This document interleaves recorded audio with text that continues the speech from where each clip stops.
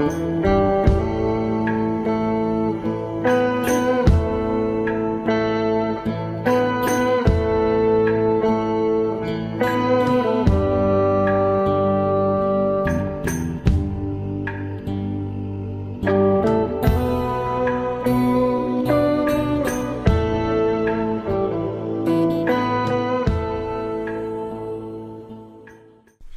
la fin de la guerre d'Afghanistan en 1989, les djihadistes, pour certains d'entre eux, sont retournés chez eux. Et pour d'autres, sont allés soutenir les communautés musulmanes en révolte, comme au Yémen, pour essayer les théories de Saïd Qutb et pour y continuer le djihad contre les mécréants. Alors nous allons faire un petit tour du monde du terrorisme qui s'est dispersé un peu partout pour y répandre la terreur.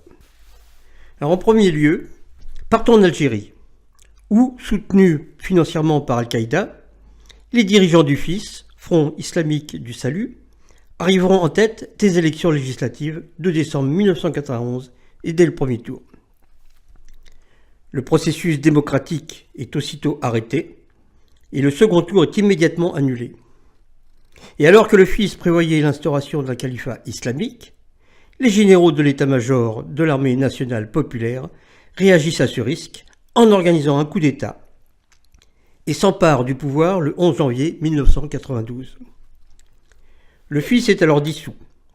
Une nouvelle organisation voit le jour, le GIA, le groupe islamique armé. Formé par les djihadistes de retour d'Afghanistan, rejoignent l'AIS, le bras armé du FIS. La guerre civile qui éclate à cette occasion va durer 10 ans et fera près de 200 000 morts. Cette guerre traumatisera l'Algérie, dont on ressent encore aujourd'hui les séquelles, car ce pays n'a pas suivi le mouvement des printemps arabes initié par la Tunisie. Le GIA exportera la lutte armée en France en organisant le détournement d'un avion Alger-Paris, le forçant à faire escale à l'aéroport de Marseille-Marignane en décembre 1994. Et revendiquera plusieurs attentats en France, dont celui de la station RER Saint-Michel en 1995. D'autres djihadistes formeront des groupes terroristes affiliés à Al-Qaïda dans l'Afrique du Nord. Notamment, Ansar al-Sharia verra le jour en Libye et AQMI dans le sud algérien. En Afrique centrale, AQMI se développera aussi en Mauritanie ainsi qu'au nord Niger. Boko Haram, quant à ce groupe terroriste, se développera au Nigeria et fera parler d'eux en enlevant 200 jeunes filles.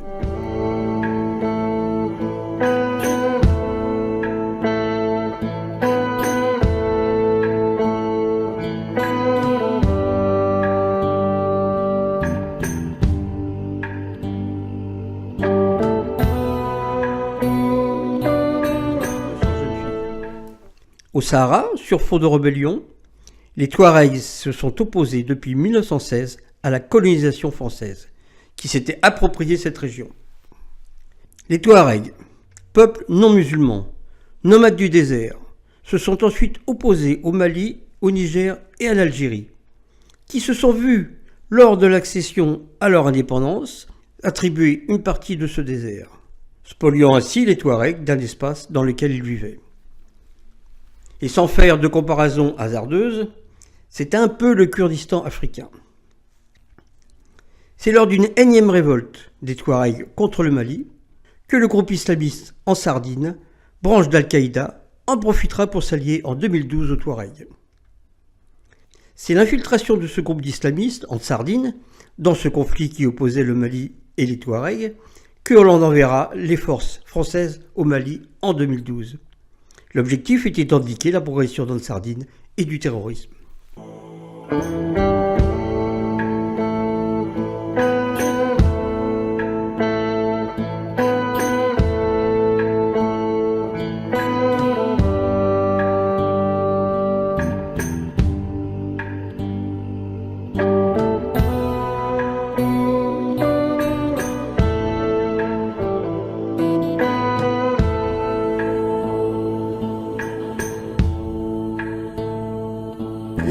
بديت بسبع غنيت بصوتي ورويت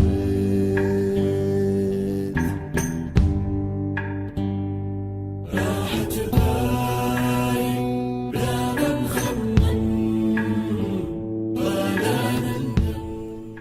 Partons maintenant un peu plus à l'est et arrivons au Soudan. C'est entre 1992 et 1996 que le Soudan jouera un rôle important dans l'ascension d'Al-Qaïda. Al-Bashir, chef de l'État du Soudan, dirige ce pays sous l'influence d'Al-Tourabi, alors responsable du Congrès islamiste international. Tourabi va organiser la rencontre entre Ben Laden, Zawahiri et le fondateur du Hezbollah d'obédience chiite, Imad Mounied. Tourabi voulait réunir les deux courants de l'islam, les chiites et les sunnites, en créant une internationale terroriste islamiste dont il aurait bien entendu pris le contrôle. Ben Laden, encore peu connu, n'avait alors pas l'envergure de son prédécesseur, Abdullah Azzam. Cependant, c'est au contact d'Imad Mounied, chef du Hezbollah qui avait déjà une bonne expérience du terrorisme au Liban, que Ben Laden apprendra la conception et la réalisation des attentats suicides et simultanés, qui deviendront sa marque de fabrique. C'est donc au Soudan qu'Al-Qaïda affine sa formation au terrorisme international. Mais de tels invités risquent de porter préjudice à l'ascension politique de Tourabi. Étant un homme politique avisé, c'est en 1996 qu'il expulsera Ben Laden, Zawahiri et Imad Mounied, pour ne pas prendre le risque d'être discrédité.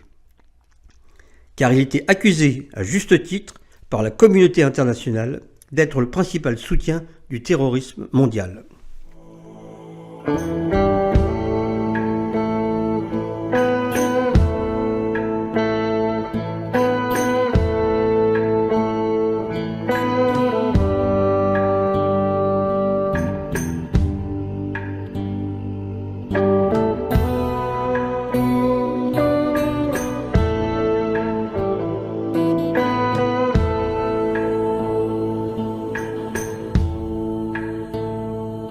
إيت بديت بسبع غنيت بصوتي ورويت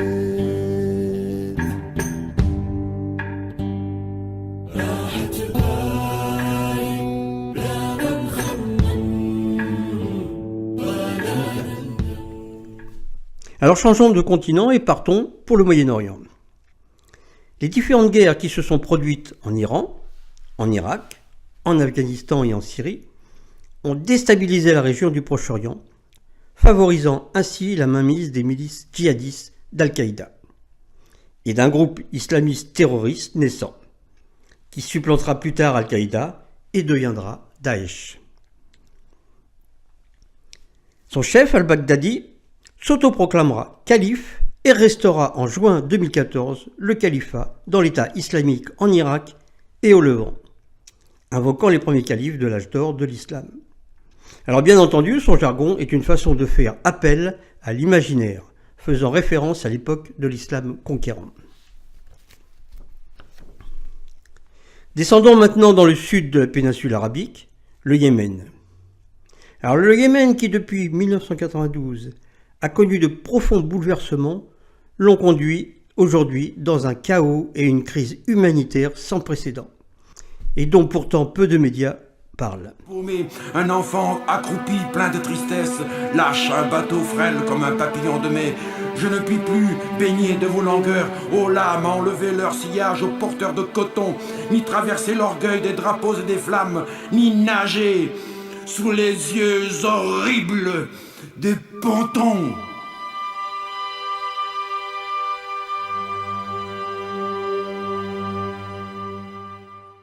C'est à la suite d'une révolte populaire d'une communauté chiite, les Houthis, qui ont subi régulièrement bon nombre de répressions de la part du pouvoir yéménite, que Abqa, une branche d'Al-Qaïda créée en 2009, s'est alliée avec les Houthis et a renforcé son emprise dans le nord du pays. Alors pour rappel, ses fondateurs, anciens djihadistes d'Afghanistan, ont revendiqué l'attentat de Charlie Hebdo en 2015 et de l'hypercacher de Vincennes. Toutefois, les Houthis, ayant pris le contrôle de Sanaa, la capitale du Yémen, ainsi que toute la partie sud-ouest du Yémen, la partie la plus habitée, ont obligé le président du Yémen à aller se réfugier à Riyad. Ils sont donc un acteur incontournable sur la scène yéménite. et aux revendications socio-économiques, identitaires et politiques des Houthis, s'ajoute également la revendication commune avec ACPA.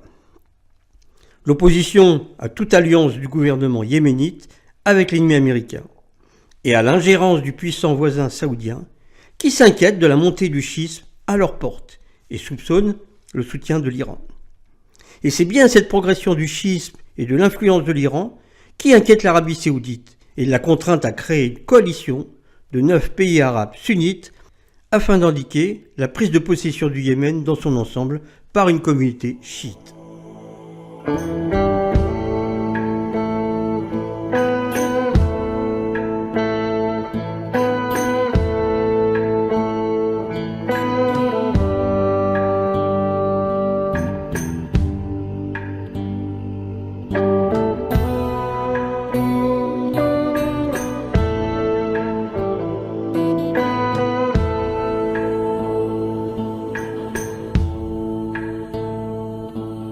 بديت بسبع غنيت بصوتي ورويت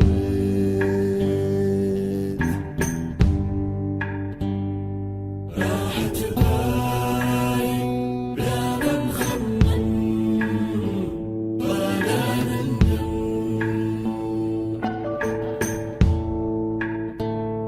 شقيت شقيت من صغري عيت والغيث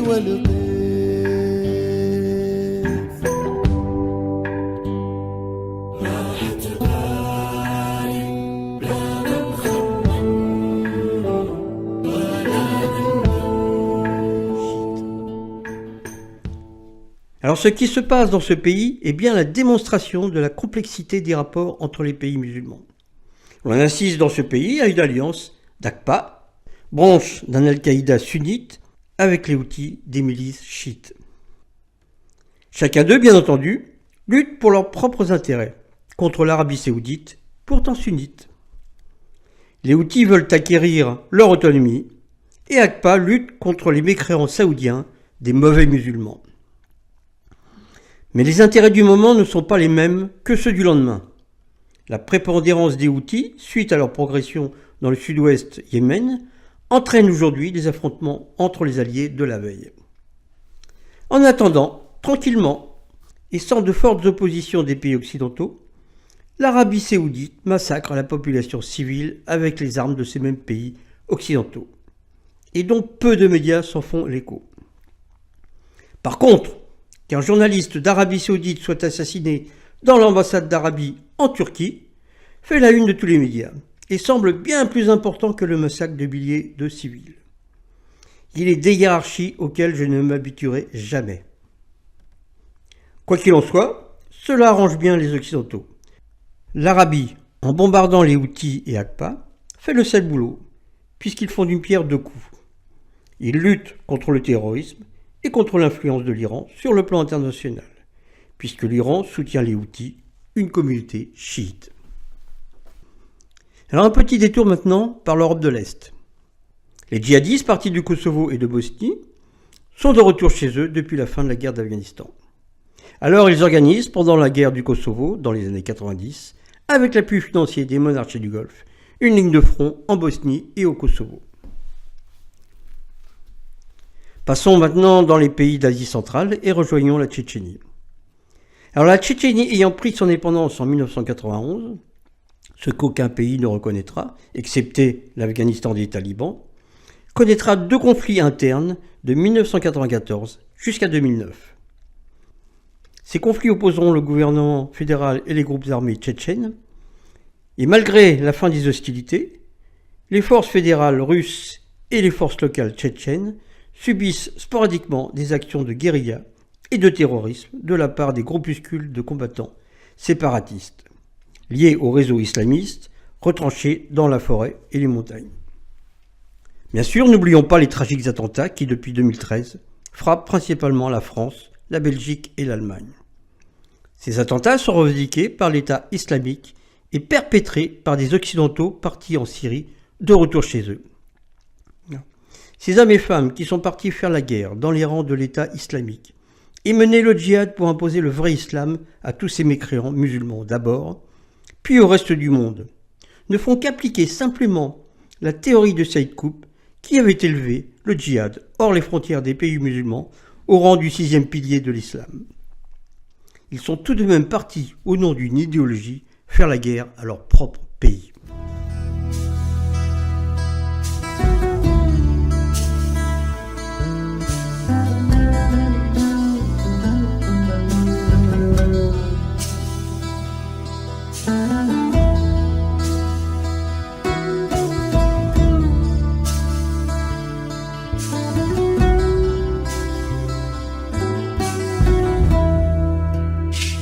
ودارت الايام وما فات غرام ودارت الايام وما فات ندام قلب النيمة اما يبدل سلام قلب النيمة اما يبدل سلام ودارت الايام وما فات ندام قلب النيمة اما يبدل سلام قلب النيمة اما يبدل سلام ودارت الايام